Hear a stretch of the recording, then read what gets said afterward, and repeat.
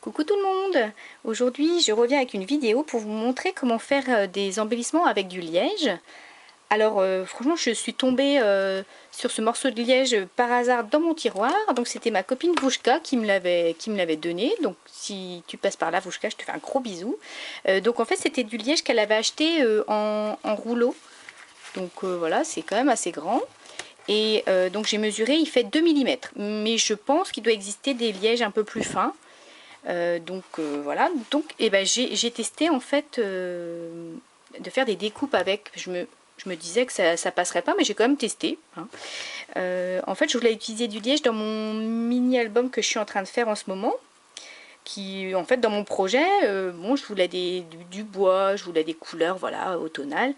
Et puis quand je suis tombée sur ce morceau de liège, je me dis ah, ce serait sympa aussi d'intégrer du liège dans ce projet. C'est vrai que la couleur se marie bien avec des couleurs d'automne.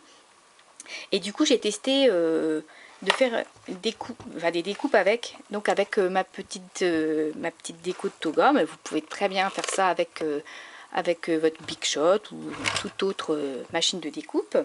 Donc je vais vous montrer ce que ça donne. Alors après le liège il est épais, moi celui-ci fait 2 mm, donc il faut éviter d'aller en prendre du trop épais. Il ne faut pas plus épais que 2 mm, ça passera pas.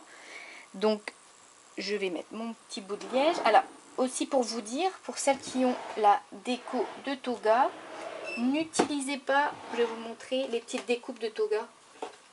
Celle-ci, celle-là, elles vont pas passer parce qu'il y a une mousse en plus, ça passera pas. Moi j'ai testé et on sent une résistance, donc quand vous sentez que ça résiste, il faut pas, vous allez casser votre machine. Donc hop, donc je mets mon petit bout de liège ici. Je vais mettre ma découpe. Donc moi j'ai décidé de faire des petites feuilles. Voilà, donc je prends la plus grosse. Alors comme moi ici vous voyez que j'ai laissé mes petits bouts de papier, donc je vais les enlever, sinon ça va mal découper. Hop, voilà, donc je mets une petite feuille.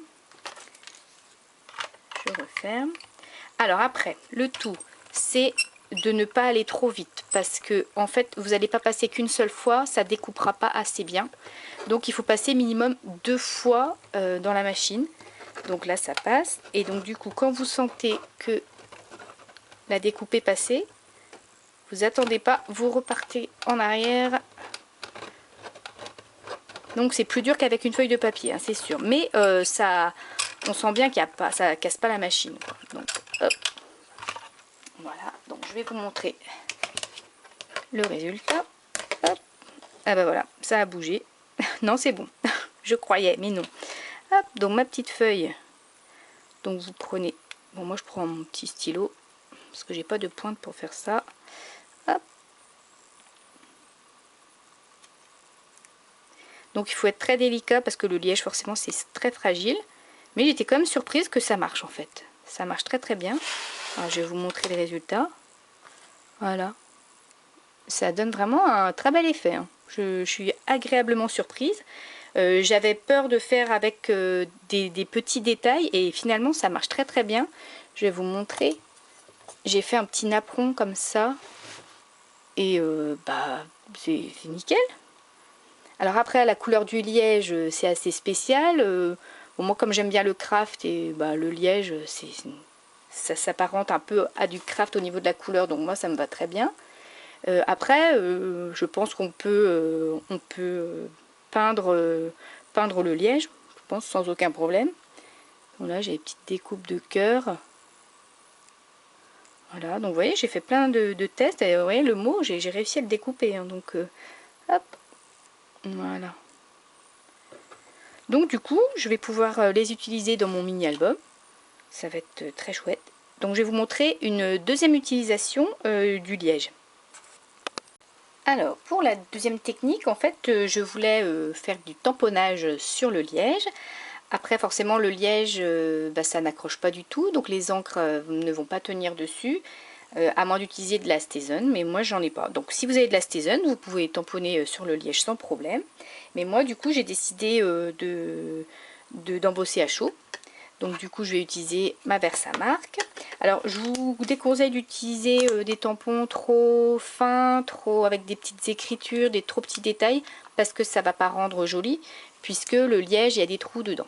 Donc forcément, ça va pas accrocher partout. Donc moi, j'ai décidé d'utiliser des gros tampons comme ça. Donc, hop.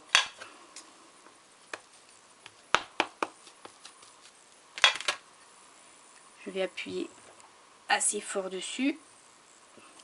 Hop, voilà. Ensuite, j'utilise une poudre assez fine et une poudre qui a une couleur vraiment différente du liège. Parce que tout à l'heure, en fait, j'ai testé sur la couleur or et du coup, ça rend pas du tout bien.